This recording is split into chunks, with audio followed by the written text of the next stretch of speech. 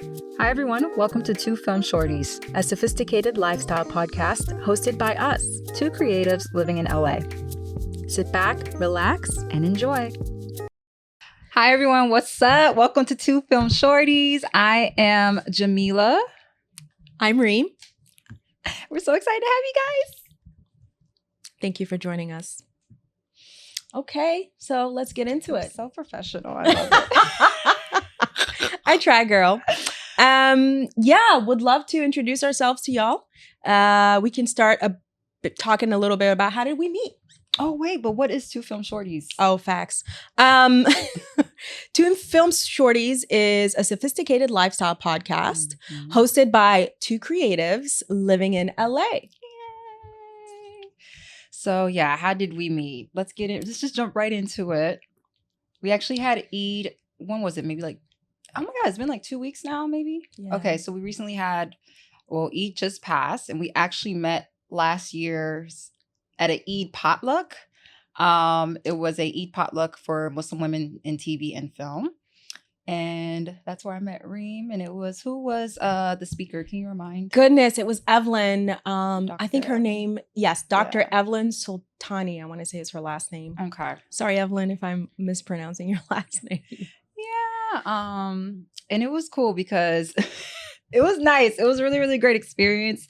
It was my first time ever doing something like that. And I've been trying to find more things to do in LA around Muslim women in TV and film.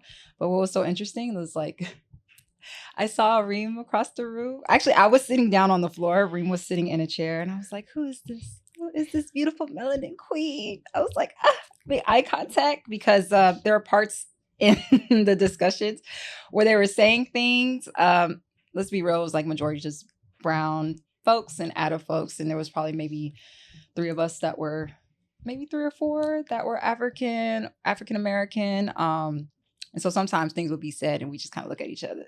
And I was like, she gets it. It's this thing where you do where it's just I know. We totally vibed. I mean, it was one of those things where everyone kind of got up and we're talking with each other. Mm-hmm. And I just was her energy. I just was I got to talk to her. Who is she? And just natural energy connection. And it's been go ever since. And I love that it's a 1-year anniversary. That's so crazy. Right? It? On the dot. It's so cute. I know. And for those of y'all that don't know what Eid is, is this Eid was Eid al-Fitr is the celebration of the end of Ramadan. Yeah. So it's after a month of fasting, it's the equivalent to our Christmas. It's a really big celebration. So we get our henna done. Which we did. We had a henna party, which was really cute, which is what we want to get into. What was your Eid experience in LA? For me, this was the first time I spent Eid in LA with community, which is something I've been looking for a long, long time. The last Eid was cool, but it was kind of a little bit lonely. But this year I was able to spend it with Rhym and other friends, and we had the henna party, and we had friends who were also holding us accountable to go to Tarawih prayer, which is you go at night to the masjid to pray, or the mosque, whichever way you want to say it. And so that was really, really good because I didn't have that. I know. Yeah. I feel the same. I didn't have that either last year. And, something that I really wanted to focus on was building that kind of community, that Muslim community, and feel supported and really just enjoy it. So having the henna party was really important and really great. Having cute. An Eid dinner, which is our big feast. Oh my God, it was great, by the way. Rhym hosted it at her home and we had so many desserts. And she got to have bean pie for the very first time. Rhym has never had bean pie. And me and Nigel, I'm pretty sure she's fine with us saying her name. We're you got to have some bean pie. Yes. So she got to try it. Our mutual friend really was on some, I can't believe you never had bean pie. And so she made it a point for us to for me to try it for the first time. And, that's also a different, delicacy. It's a different community that I wasn't necessarily tapped into is the Black Muslim community. Mm-hmm. A lot of the Muslim or the masjids that I've attended were primarily mostly Arab, brown and Arab. And so it was really lovely to kind of try that. And it was yummy. And then my mommy sent me, she shipped me Algerian cookies, They were yummy. Oh God, that I haven't had in so long, and that was really lovely. So yeah, it was a good time. So speaking of that, because you said that your communities that you really were growing up in, or the mashes you would go to, were mostly brown and Arab, what was your experience like? And tell a little about your background, because it makes sense though. I already know a little bit about Rhym, so we'll make sure everybody knows. But yeah, a little bit of your background and how that applies into what communities you were really growing up in. Absolutely, yeah. So like my background is, I used to say complicated, but no, because I'm proud. It is very diverse and rich. I was born in Algeria. My mom is Algerian, so I'm half Arab. And then my dad is from Mali in West Africa. So I have those two cultures that I grew up in. And then I immigrated to the States, to Baton Rouge, Louisiana. I went to high school there, learned English there. And then I moved to Philly, and moved here just about 5 years ago from Philly, with my husband. And so I claim both Afro-Arab, I'm an African Arab, proudly Black, Arab, and there's not that many of us, I've realized. And my experience has been mostly around Arabs or, Africans. Yeah. And so, the African American community in America, particularly I feel like in Philly, I embraced that a lot. I just felt like that was part of my community where I lived in West Philadelphia, was mostly that. Born and raised on the playground is where I spent most of my day. Sorry, Fresh Prince plug. Okay, go ahead. Everybody does that, girl. So that's, in the community, in the Muslim community, though, it's like Arab community, there's a lot of, I definitely felt like an outcast. I didn't really fit the mold of like an Arab or what a typical Arab was. And then I didn't fit the mold of like only African with that African background. So it's been difficult kind of finding and navigating kind of where I belonged. Yeah, I feel that. Aww. And what about you? Yeah. Georgia reppin'? Georgia gal. Georgia, born in Atlanta, Georgia, baby. But Atlanta, Georgia didn't raise me. But my mother, I'm Somali and African American. My mom is Somali. We also have Ethiopian on my grandfather's side, but we mostly grew up in I would say our household was very much of a Somali household, and my dad is African American. I was blessed to grow up in different communities. I really went to like Quran school. We called it Duksi, with a lot of my Somali community from a very, very young age. My mom always had her cousins, the tribe. They were all also in that area. And so we really connected with them. And then, but we also connected with the African-American side. There's several masjids. I say masjids, people like mosque or masajid, that I grew up, going to, which was really, really great. So I always felt very, again, it's like the similar thing where it's like, there's certain communities that you feel like really embraced and welcomed. I have friends who are not of African descent. And my parents try to make an effort for us to go visit all sorts of masjids, but there's just some that are more inviting and welcoming rather than others. And it also wants to get into like talking about, because of course we work in film, and it's already an experience being Muslim women in film, but also Black Muslim women in film. And it's interesting because you see, even in your communities, there's a little bit of a separation when it comes to, I don't want to necessarily, it could be like acceptance, connection. And I just never fully felt connected with masjids that were predominantly like Arab or, brown and Arab folks. They weren't really my cup of tea. I come across really amazing women and men who are of those communities, but me being in those spaces per se and going didn't really feel welcome and accepted as much. I think it could be a lot of things. It could be unconscious bias. I don't think they just know how to navigate people also who may look like us or come in with a certain type of energy, because I'm very bright with maybe my attire. I don't always dress in a traditional way in a sense, or whatever the case is. You might see me with some nails, all the things. So I think that also played a part, but you're also seeing that in film and TV, and which we really need to get into, because the Eid potluck that we went to was a Muslim women in TV and film potluck. And the event we went to, the Eid event where we met at, was a Muslim women in entertainment overall group. So yeah, and getting into that was, like I said, there was only a handful of us that were African American. And then there's a statistic with that as well, with representation in Hollywood. Yes. And where is that statistic actually? So, I mean, speaking to that, obviously the representation in film and TV is very much like, the representation in film and TV typically is very overly represented as Arab, right? Mm-hmm. So we've seen all those negative stereotypes, but for the most part, when you say you're Muslim, they'll showcase an Arab. Mm-hmm. And so I'm an actor, and then I'm a director as well. I'm a filmmaker, and in front of the camera and behind the camera. And I've auditioned for roles, Muslim roles, and they've never chosen me. And I know the majority of it is because they think it's representative to actually cast and showcase more of the Arabs. Mm-hmm. They don't take into account, African Muslims, Southeast Asian Muslims, American white Muslims, and so that are reverts. And I think that that's so interesting because historically Muslims have been underrepresented in film and TV.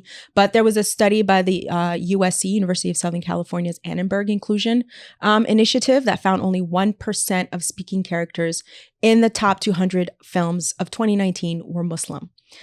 And so despite Muslims making up way more than that in the population. So I think that's so interesting that they choose to show one form of Muslim when in reality, and I know statistically it's proven that Islam is the most international type of represented religion. So you have Africans, you have Asians, you have whites and Westerners, you have Arabs, yes, but the majority of actually Muslims in the world are predominantly Indonesian.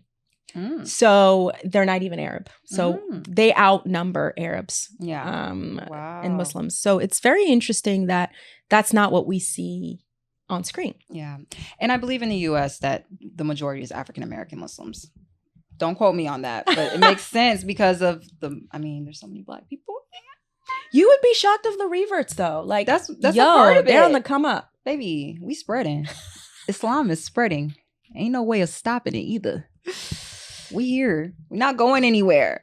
But that's very true. And we would love to see for sure more of a diverse push in that representation. Because there's also just so many stories that we want to tell in that sense. Again, Rhym and I are both Muslim. We're both in film. I'm an actor, and I would love to see more people who look like me. I am an actor, producer, writer, say all the things. And I would love to see more representation on our TVs and in our films of that, because I didn't get a lot of that growing up. And I think that's a big deal. Totally. Yeah, especially seeing folks who want to pursue film, in whatever department, even behind the scenes, or even if they feel, even behind the scenes, because I've done a lot of behind the scenes, behind the camera, in front of the camera work, and even behind the camera, you don't see a lot of Muslim representation. And I think a lot of it too is just, you don't think that this is something that there's levels to this. Like, you don't think that this is something that you would go into as a career, because it's not always talked about as a craft or like a career, or even if you're passionate about it, it's not something that's really celebrated or encouraged. And then add the layer of, you don't see yourself. It's kind of discouraging. Yeah, I know. It's a cycle. So if you don't see people that look like you or that you can connect with, doing what you want to do, you don't realize how possible it is, right? And so it's a self-professed prophecy or something like that, where it just keeps going. And so I think the biggest and the best thing we can do for ourselves is, yes, absolutely, we should be the ones to tell our specific stories. We should be, there should be mentorship. There should absolutely be, just in the last couple of years, obviously with the Arab filmmakers that are coming up, we're able to see more on TV, these shows that were like, oh my God, yes. Or these films, like, I can, relate to this. We're just now seeing that, but I think it's going to take some time. And we all have really beautiful stories inside of us that we want to share, and that I think can be universal. They're not specific to just Muslim or Arab or whatever. A lot of these stories are universal, of just, whether it be the immigrant story, which is my specific story and background, but the struggle of wanting to fit in and wanting to hold on to your faith while you're trying to pursue your dreams. Also, just plainly pursuing your dreams. What does that look like? You know, when you want to do your passion and make a career out of that, what does your support system look like? That part. You know, what are you also leaving behind in trying to pursue this? You know, are you holding on to your integrity? Because I've seen a lot of that where people will do things out of character or will do things out of desperation. And that crabs in a barrel mentality, I think a lot of it has to do with the fact that they don't see themselves and they are pushing and doing things that are very unconscionable because of that. And so I always saw myself slowly but surely, you know, being successful and taking the right steps to keep my character intact and my integrity and surround myself with people that are really that I respect and I look up to and I can learn from. Yeah. You know, and that's difficult. That's really difficult in what we do in entertainment because there are people that will sell their souls and sell their soul, you know. The integrity. That's a big word for Elmo. I love it when you say that. It's a big word for some people. They like it. You know, but yeah, it's exciting. It's an exciting time in history right now for us. Yeah. I think as sad as what's happening, you know, in Palestine is happening right now, it's putting that on the map in a way that's never happened before. And it's opening, I think, people's eyes, but also to into Islam, period. Islam, which we love. Yeah. That's beautiful. I know. So tell me, Jameela, as a Black Muslim, you know, in the Muslim world, like not feeling welcomed or not being invited into Muslim spaces is something you and I talk a lot about. Personally, you know, behind closed doors, we really connect on that. And from your background as it pertains to, you know, being in Atlanta, what was that like in your, you know? Yeah. It was very interesting. I think when you're younger, you don't. Sorry to interrupt, but you were hijabi. I was a hijabi. Still rap my hijab. Have y'all heard that song? There's a song, I'm gonna send it to you. Yeah, I was hijabi. I love the hijab. I love it's beautiful. Shout out to all my sisters that wear hijab, go through that struggle in the sense of not wearing hijab is the struggle, but the struggle of all the things that come with the negative views on hijab or just being strong enough to say I'm doing this for God and making that sacrifice, and I see you and we honor you. And I think that's very important because a lot of people, it is very difficult to wear hijab, whether you believe that it's, you know, there's different views on it. It's like, oh, is it Islamically you have to do it, or is it, you know, all the things, another conversation for another day. But the point is, my sisters who wear it, I'm always writing for you guys. But yeah, my experience with it is, again, you know what's interesting too? This is kind of layered because I think if we're going to get real. Don't get real. We have to.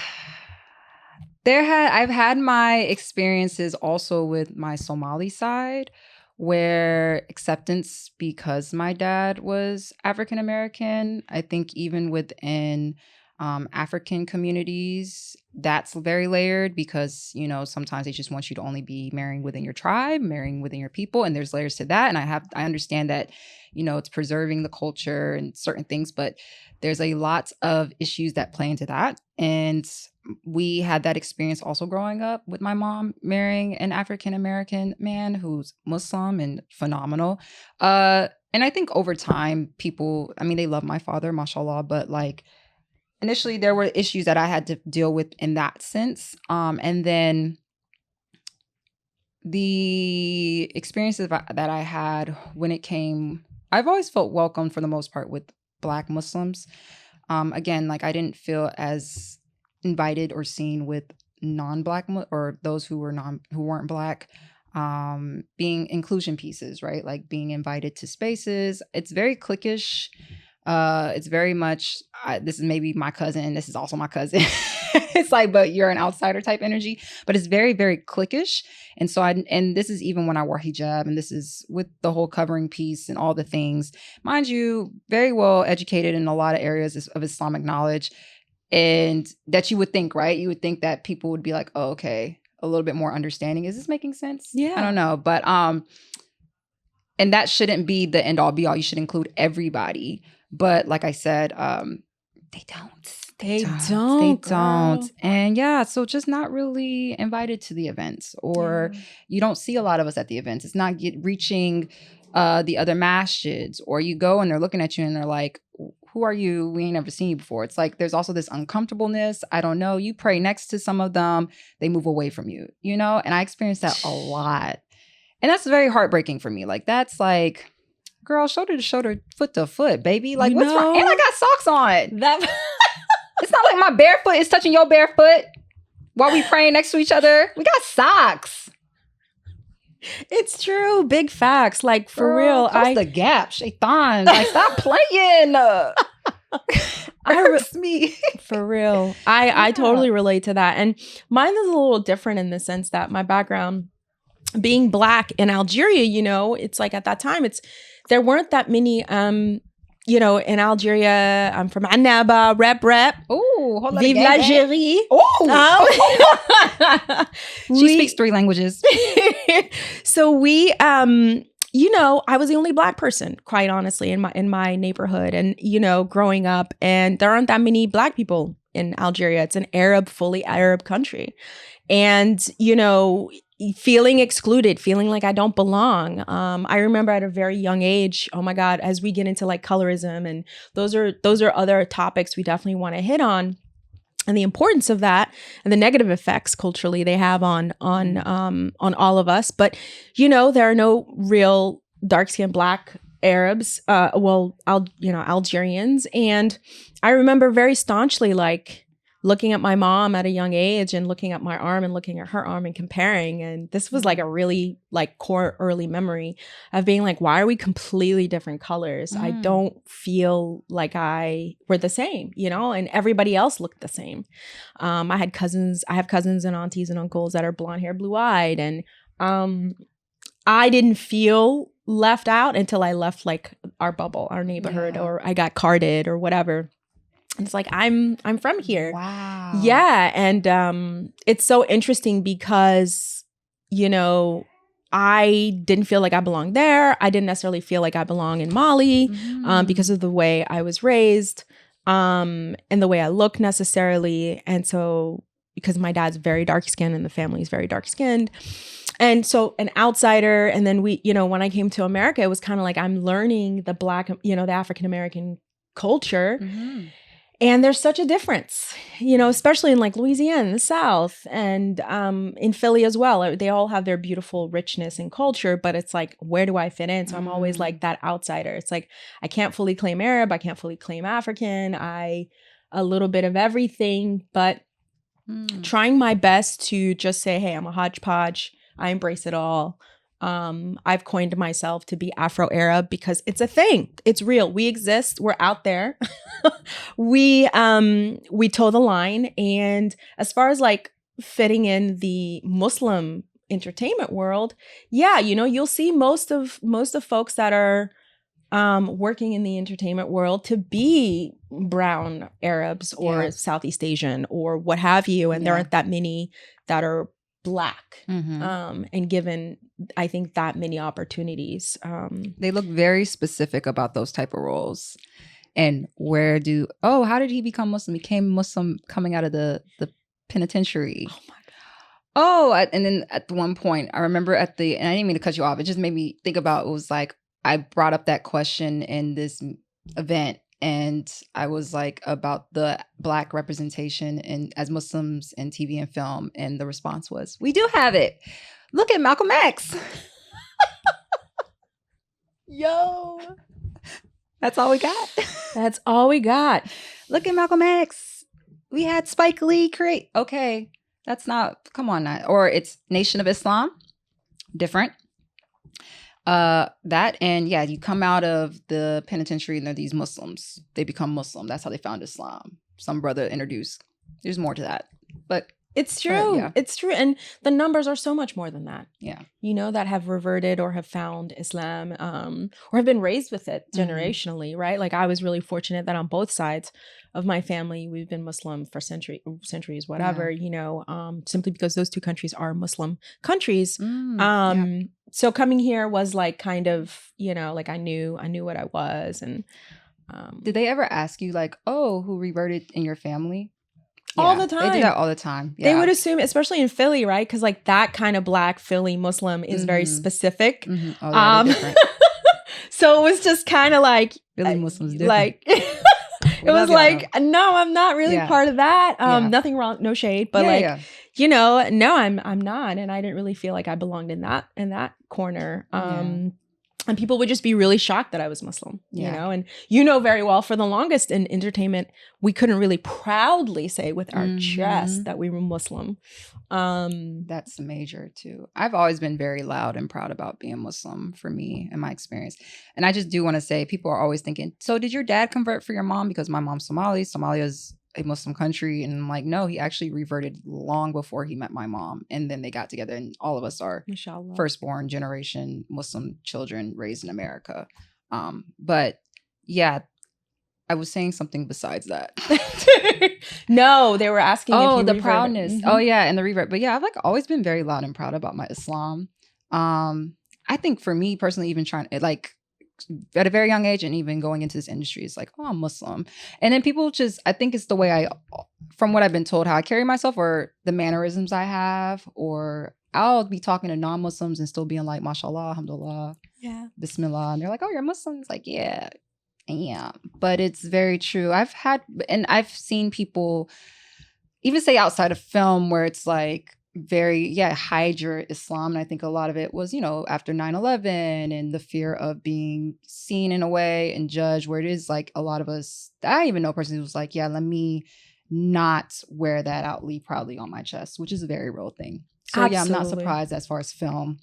And that's been a thing. And, you know, for me as an immigrant, it was like, you just come here and you assimilate the best you can, and you keep your head down, and you just kind of like, you know, you don't say anything. You don't want to be out of line, because there's repercussions that are completely different for us than other people, than citizens. And so that fear, I think, helped feed into kind of like quelling my sense of pride in my Islam. And I mean, I'm generally also a very private person. Some folks think I'm secretive, but I'm just really just private. I'm just private. Like, you know, that's how I roll. But yeah, it was like that immigrant component really kind of was like, well, I just keep it to myself. So I just, real. You know, move kind of quietly. And that's so real. I think a lot of Black Muslims out here are very loud and proud about being Muslim. I noticed that difference compared to like immigrant Muslims, even American Muslims who are maybe like, well, now we're seeing a little bit with what's happening in the world right now, but a lot of the growing up, like people who were like brown and Arab were kind of more like, in South Asian, were kind of more quiet. African American Muslims have always been very, I'm proud, Allahu Akbar, you know what I mean? Assalamu alaikum, brother, you know? But I think it's also our history and like our story and our revolution, like the work that we've done as in America, and just being very proud of that, and the Panthers and the Nation of Islam, wherever, not saying that we all came from the nation and then came to Al-Islam, no, but just, it's always been a thing where it's like, I'm blackity black, black, black and proud. And I think that also translate into the Islamic piece where it's like, yeah, we're going to be vocal, because it's like, this isn't wild, but it'd be like, I remember like post 9/11 time, and some of the places that weren't of African-American background were like, be quiet, don't say nothing. They come to the match, and then a lot of matches I would go to, the imams be like, run up, like play with us if you want to, we're ready to, you know, very blah, like blah. We're on the front lines, you know what I mean? And I always just thought that was interesting, but I was like, yeah, but we're very just proud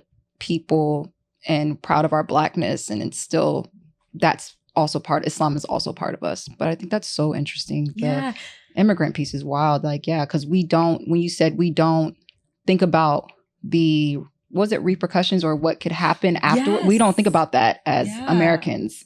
Girl, I could get deported. What? Like, that's wild. That's still a fear of mine till this day.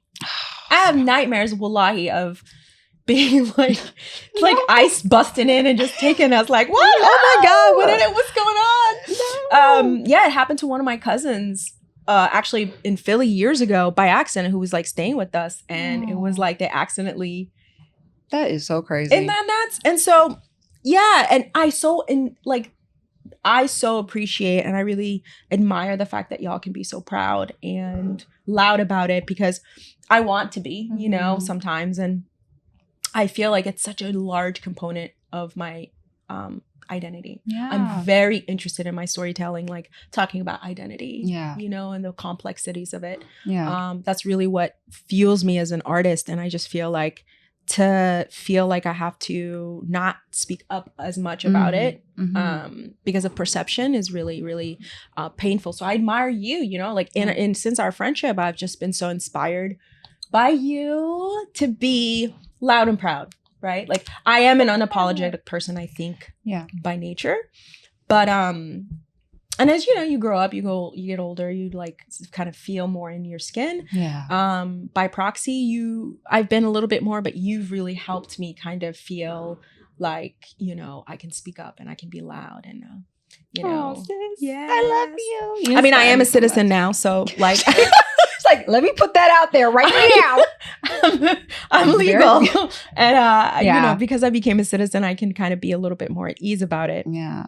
But it's still something that you've had to like navigate. It's just so deep, you know what I mean? Where it's like, it doesn't just go away. It doesn't. Yeah. That anxiety is just with you, I think, for a long time. I can't speak for all immigrants, obviously, but for myself, I can tell you I'm, you know, it's a fear. It's a fear. And I want to showcase that too in my filmmaking, but so people can understand and have empathy for it. But yeah, girl, like we're the same. Keef, we say in Arab, you know, same.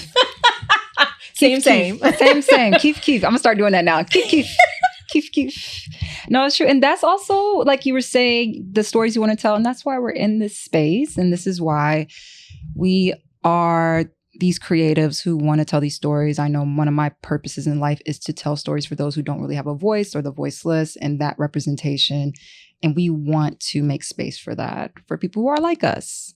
And it's time for our stories to be told and seen and heard. And if we can inspire others, especially young Muslim people, young Muslim women of color, to, hey, pursue your passion, your purpose, don't be afraid to step into it, then yes, then we did our job.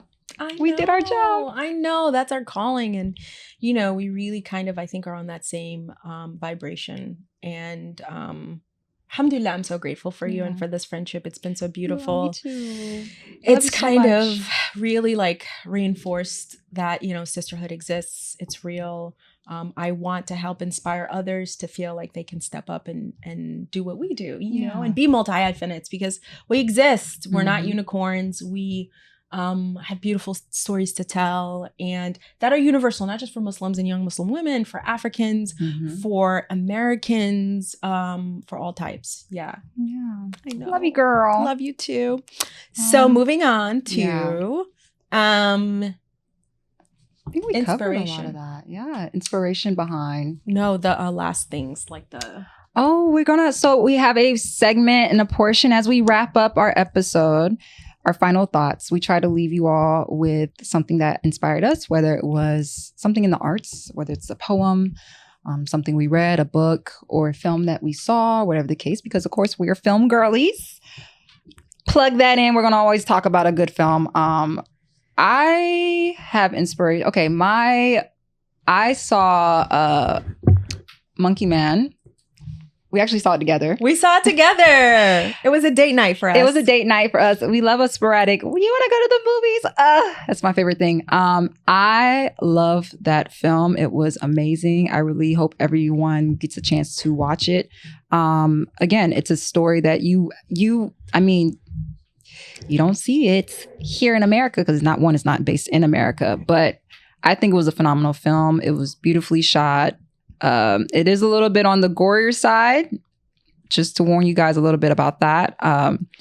But yeah, check it out. And just the stories that were in it, and just to bring the awareness. I don't want to give too much away, but definitely check it out. And to see how far he's come.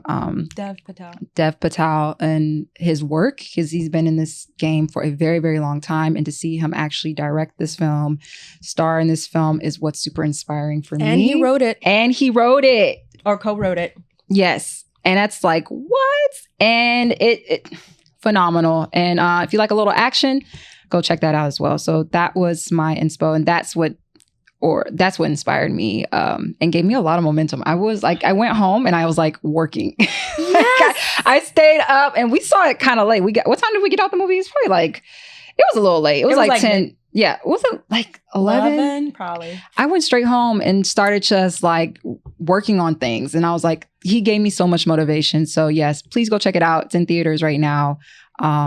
Support. Yes, we love Dev. Yeah.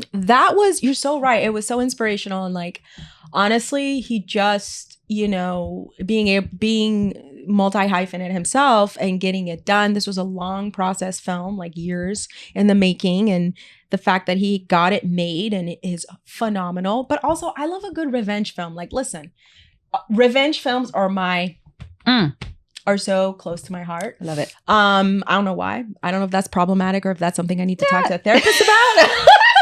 It's like, why is that? I mean, I swear I'm not a vengeful girl. But he's like a hero. Yeah, like overcoming these obstacles, like these, obstacles for love, for family. Listen, John Wick, Kill Bill. Ooh, I live for favorites. These are movies I rewatch. Yes. And so that was really fantastic to watch with you too.